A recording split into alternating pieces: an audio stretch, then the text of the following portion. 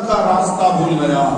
محترم بھائیوں، اللہ تبارک و تعالیٰ قرآن پاک میں درود و سلام پڑھنے کی تاکید فرمایا ان اللہ و ملائکتہ یصلون علی النبی، کیا مطلب؟ بے شک اللہ اور اس کے فرشتے درود بھیجتے ہیں اس نبی پر۔ یا ایھا الذین آمنوا صلوا علیہ وسلموا تسلیما، اے ایمان والو، ایمان والوں سے کہا جا رہا ہے، جس کے پاس ایمان ہے اللہ اس سے مخاطب ہے۔ اے ایمان والو، یا ایھا الذین آمنوا، اے ایمان والو، صلوا علیہ وسلموا تسلیما، پڑھو درود میرے حبیب پر اور کثرت سے سلام پڑھو۔ تسلیما کا مطلب سلام۔ تو ایمان والوں سے اللہ تعالیٰ قرآن پاک میں فرما رہا ہے کہ اے ایمان والو، تم بھی، ہم تو بھیج رہے ہیں، ہمارے ملائکہ بھی بھیج رہے ہیں، تم بھی بھیجو۔ تو ہمارے بھیجنے میں، ملائکہ کے بھیجنے میں اور اللہ کے بھیجنے میں فرق یہ ہے کہ اللہ تبارک و تعالیٰ کی بارگاہ میں ہم عرض کرتے ہیں اللہم صلی علی محمد، اے اللہ محمد پر رحمت نازل فرما۔ درود کا مطلب کیا ہے؟ رحمت۔ درود کا مطلب رحمت۔ اللہم صلی علی محمد، اے اللہ محمد پر رحمت نازل فرما۔ ہم اللہ سے عرض کریں کہ اے اللہ محمد پر رحمت نازل فرما، ان کی آل و اصحاب پہ رحمت نازل فرما۔ تو فرشتے بھی عرض کریں کہ اے اللہ تو محمد پر رحمت نازل فرما۔ اب اللہ تبارک و تعالیٰ عز و جل، اب اللہ تعالیٰ کو کسی سے کہنے کی حاجت نہیں، کیونکہ کرنے والا مولا تعالیٰ ہی ہے، خالق کائنات وہ خود ہے۔ اللہ تبارک و تعالیٰ جو اپنے پیارے محبوب پر درود ہر دم نازل کر رہا ہے، چاہے فرشتے کہیں یا نہ کہیں، ایمان والے کہیں یا نہ کہیں، اللہ تبارک و تعالیٰ اپنے پیارے محبوب صلی اللہ علیہ وسلم پر ہر دم رحمت نازل فرما رہا ہے۔ ہاں، جب کوئی ایمان والا یہ عرض کرتا کہ اللہم صلی علی محمد، اے اللہ تو محمد پر رحمت نازل فرما، تو اللہ تو پہلے سے رحمت نازل فرما رہا ہے۔ اگر کوئی بندہ کہے گا تو جو رحمتیں وہاں برس رہی ہیں اس کا ایک چھینٹا اس پر بھی گر جائے گا، ایک چھینٹا اس پر بھی گر جائے گا، وہ اس کا بیڑا پار ہو جائے گا۔ تو آقا علیہ السلام نے فرمایا کہ جو درود پڑھنا بھول گیا گویا جنت کا راستہ بھول گیا۔ تو جنت کا راستہ کہاں سے نکلتا ہے؟ درود پڑھنے سے۔ آپ کوئی راستے میں بھٹک جائیں، ٹریفک جام ہو جائے، ایسا کوئی پرابلم آ جائے، آپ فوراً درود پاک پڑھنا شروع کر دیجئے، آپ کا راستہ کھلتا نظر آئے گا، راستے بنتے نظر آئیں گے۔ زندگی میں بھی یہی ہے، آپ کی زندگی میں پریشانیاں ہیں، مشکلیں، مصیبتیں، قرضداریاں، بے روزگاریاں ہیں، طرح طرح کی مشکلات ہیں۔ ایک ہی وظیفہ ہے اور وہ ہے رسول پاک علیہ السلام کی ذات اقدس پر درود و سلام پڑھنا، ان کی آل اصحاب پر درود پڑھنا۔ درود شریف کمپلیٹ درود وہ ہے جس میں نبی کے ساتھ آل پر بھی درود پڑھا جائے۔ اللہم صلی علی محمد و آلہ، اے اللہ محمد پر، ان کی آل پر رحمت نازل فرما۔ محترم بھائیوں، جو یہ وظیفہ پکڑ لیا، جو یہ وظیفہ تھام لیا، جو یہ وظیفے پر گامزن ہو گیا، وہ دنیا میں بھی کامیاب ہے، قبر میں بھی کامیاب ہے، محشر کے میدان میں بھی کامیاب ہے، پلسرات پر بھی کامیاب ہے۔ قیامت کے دن عرش کے سائے کے علاوہ کوئی سایہ نہیں ہوگا۔ اس دن بھی درود پڑھنے والے کو، کثرت سے درود پڑھنے والے کو، ایک آدھ مرتبہ نہیں، کثرت سے درود پڑھنے والے کو قیامت کے روز عرش کا سایہ بھی نصیب ہوگا۔ محترم بھائیوں، سرکار علیہ السلام کی شفاعت نصیب ہوگی، سرکار علیہ السلام کی شفاعت نصیب ہو گئی، اس کا داخلہ جنت میں آسانی سے ہو جاتا ہے۔ تو یہ درود شریف پڑھنا، یہ دنیا میں بیماریاں، تنگدستیاں، پریشانیاں، مشکلیں، مصیبتیں سب کو کاٹ دیتا ہے، سب کو دفاع کر دیتا ہے، سب کو ختم کر دیتا ہے اور مرتے وقت ایمان نصیب کرتا ہے۔ درود پڑھنا، موت کے وقت ایمان سلامت رہنا، یہ درود پڑھنے والے کے حصے میں آتا ہے۔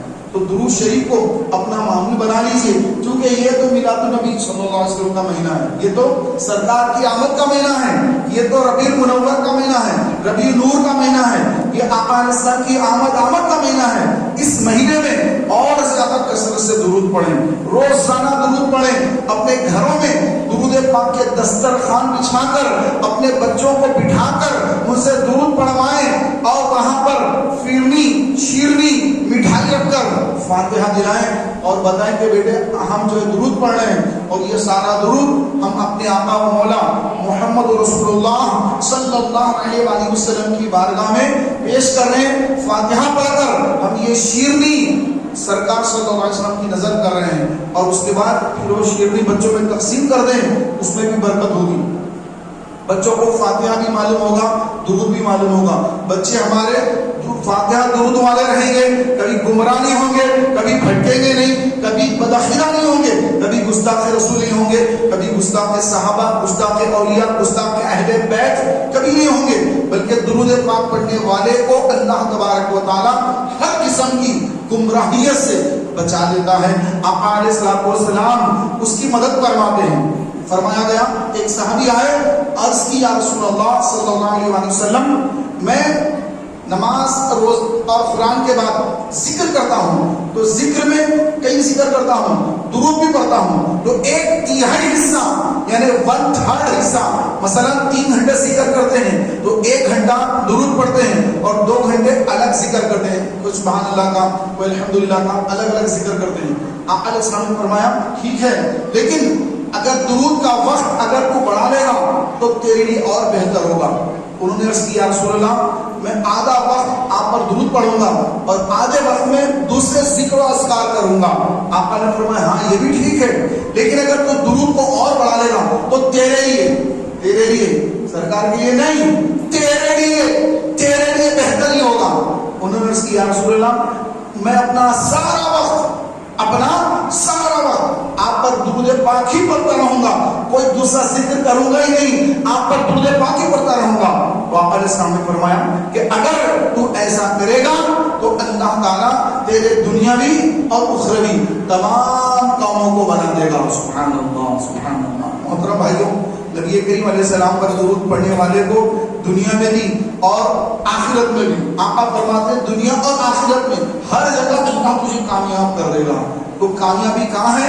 نبی علیہ السلام پر درود پاک پڑھنے میں, نبی کی سنتوں کو اپنانے میں, نبی کا ذکر کرنے میں, نبی کی محبت میں دنیا آخرت کی کامیابی ہے. محترم بھائیوں, یہ وہ مبارک مہینہ ہے کہ اس مہینے کی 12 تاریخ کو ہمارے آقا و مولا محمد رسول اللہ صلی اللہ علیہ وآلہ وسلم دنیا میں تشریف لے آئے. اور آقا علیہ السلام دنیا میں آنے کے بعد پیارے بھائیوں دنیا سے خاص کر عرب ممالک سے, کیونکہ اسلام وہیں سے پھیلا, مکہ مکرمہ سے اسلام کی کرنیں چمکی اور وہاں پر ہدایت اور نور وہاں سے نکل کر پوری دنیا میں پھیل گیا. آج اسلام پوری دنیا میں ہے, ہر طرف اسلام کی بہاریں ہیں. محترم بھائیوں, یہ جو ہم کو اسلام ملا ہے, یہ ایمان ملا ہے, ہم کو آسانی سے مل گیا. والد والدہ مسلمان, ہم بھی مسلمان, تو ہمیں اسلام حاصل کرنے کے لیے کوئی مشقت اٹھانی نہیں پڑی. اسلام کی خاطر ہم نے کوئی قربانیاں نہیں دی. قربانیاں کس نے دی؟ قربانیاں دینے والے صحابہ ہیں. حضرت بلال حبشی جب آپ اسلام قبول کریں تو آپ کو, کیونکہ آپ ایک غلام تھے تو آپ کا جو آقا تھا وہ مشرک تھا, مکے کا مشرک تھا.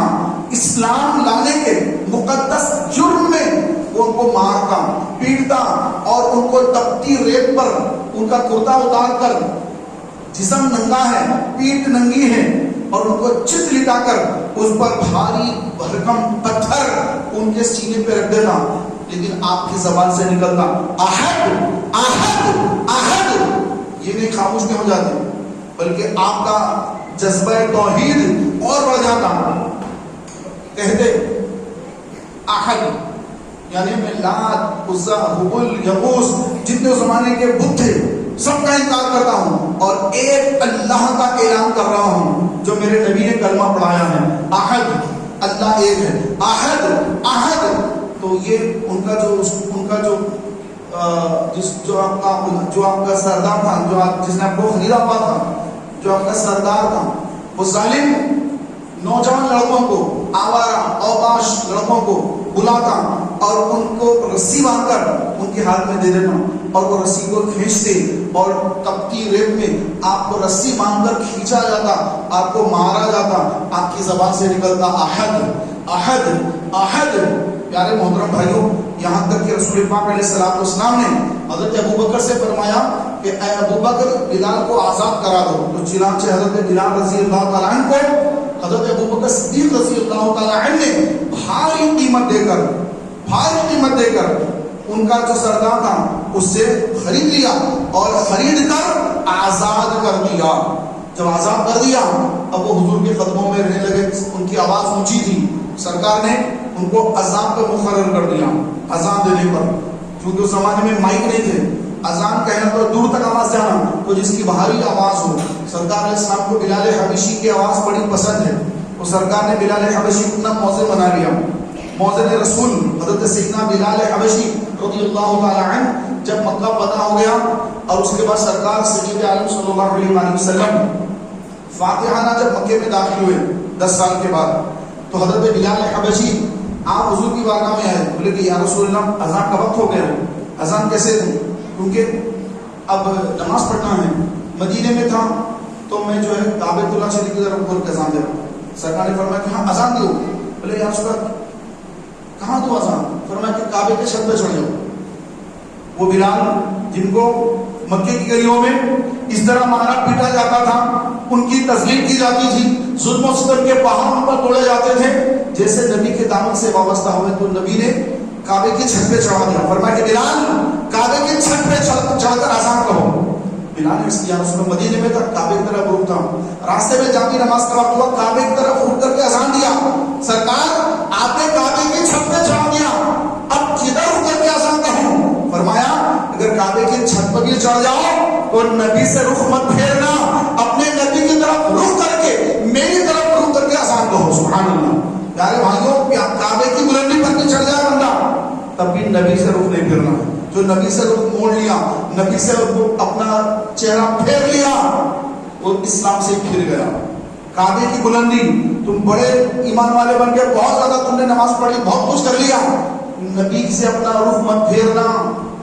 अब लोग हज पे जाते हैं तो उनको जब मदीने में जाकर सरकार की बारगाह में सलाम पेश करके दुआ करते हैं, मुतवे ठहरे थे वहां पर बदखीरे बाज, वो जो लोगों को बैठाते हैं, हाजी बोले तो शिर्क। अरे सरकार ने सलाम तो काबे की छत पे चढ़ाकर बिलाल से फरमाया कि बिलाल काबे की छत पे भी चढ़ जाओ तो अपने नबी से रुख मत फेरना, बल्कि अपने नबी की तरफ रुख करके अजान कहो।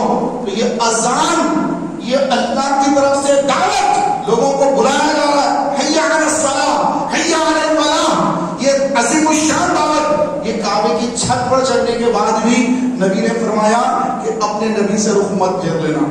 नबी का नुकसान नहीं होगा, नुकसान तुम्हारा होगा। आज कुछ इबादत करके लोग अपने आप को नबी की तरह समझते हैं, मिलाद का महीना आता है, कहाँ लिखा है मिलाद करना?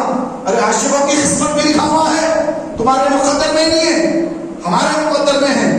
नबी करीम अलैहिस्सलाम की दुनिया में तशरीफ आवारी, इस पर खुश कौन है? मलाइका खुश है, सारे लोग खुश, अहले जन्नत खुश है। परेशान कौन है? शैतान। शैतान परेशान था कि मैं इतने लोगों को मुशरिक बनाया, कुफ्र फैलाया, इतनी मैंने जो है बदअकीदगी फैला दी अरब के अंदर।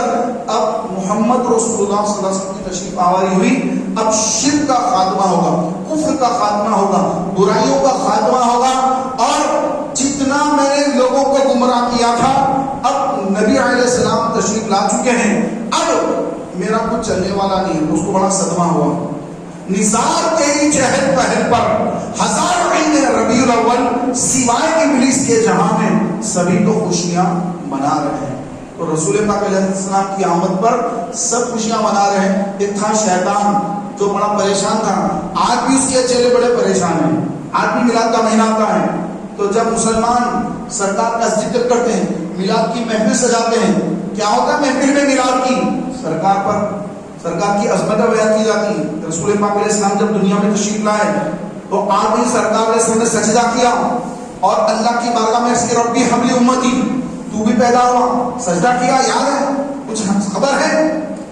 कुछ खबर नहीं। नबी अलैहिस्सलाम का आना तेरा आना अलग अलग है, آقا دنیا میں تشریف لاتے ہیں، آتے ہی اپنے رب کے حضور سجدہ کرتے ہیں، عرض کرتے ہیں ربی حبلی امتی، نبی کو معلوم کہ میں نبی بن کر آیا، بدعقیدہ کہتے 40 سال کے بعد بنے، نبی فرمانے کہ میں آدمی سجدے میں اللہ کے حضور سجدہ کیا اور عرض کرنے لگا ربی حبلی امتی، اے اللہ میری امت کو میرے حوالے کر دے۔ نبی کو یہ بھی معلوم کہ میں نبی بن کر آیا، نبی کو یہ بھی معلوم میری امت گناہگار ہے، اس لیے آتے ہی اپنے رب کے حضور عرض کر رہے ہیں اللہ میری امت کو میرے حوالے کر دے، یعنی قیامت کے دن حساب و کتاب ہوگا تو مجھے میرے حوالے کر دیں گے تاکہ میں ان کو داخل جنت کر سکوں۔ سبحان اللہ۔ تو پیارے محترم بھائیوں، اب ہمارے بھائی بھی کچھ جلوسوں کے اندر غلطیاں بھی کرتے ہیں، اس سے بچنا ضروری ہے۔ اس کا مطلب یہ نہیں کہ جلوس بند کر دو، شادی میں بھی غلطیاں کرتے لوگ، شادی کرتے آرکیسٹرا رکھ لیتے ہیں، تو کیا شادیاں بند کر دیں گے؟ نہیں، شادی تو ہوگی، آرکیسٹرا بند ہوگا، ناچ گانا بند ہونا چاہیے، جو خرافات ہو رہے وہ بند ہونا چاہیے۔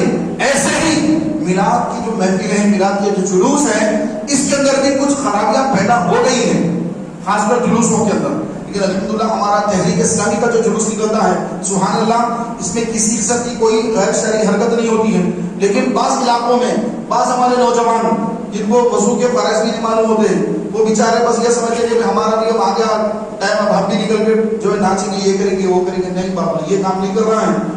سرکار اسلام فرماتے ہیں کہ میری دنیا میں آمد کا ایک مقصد یہ بھی ہے کہ دنیا سے موسیقی ختم ہو جائے۔ ہم ڈی جے، موسیقی، یہ ناچ، یہ کچھ کام جو کر رہے ہیں، اس سے اللہ اس کے رسول ناراض ہوتے ہیں۔ تو ایسا کوئی کام نہ کریں جس سے شریعت نے منع کیا ہے۔ میلاد کی محفل، میلاد کا جلوس نکالنا ہے۔ اعلیٰ حضرت امام اہل سنت الشاہ امام احمد رضا خان فاضل بریلی رضی اللہ تعالیٰ عنہ فرماتے ہیں حشر تک ڈالیں گے ہم پیدائش مولا کی دھوم، مثل فارس نچد کے قلعے گراتے جائیں گے، خاک ہو جائیں عدو چل کر مگر ہم تو رضا، دم میں جب تک دم ہے ذکر ان کا سناتے جائیں گے انشاءاللہ۔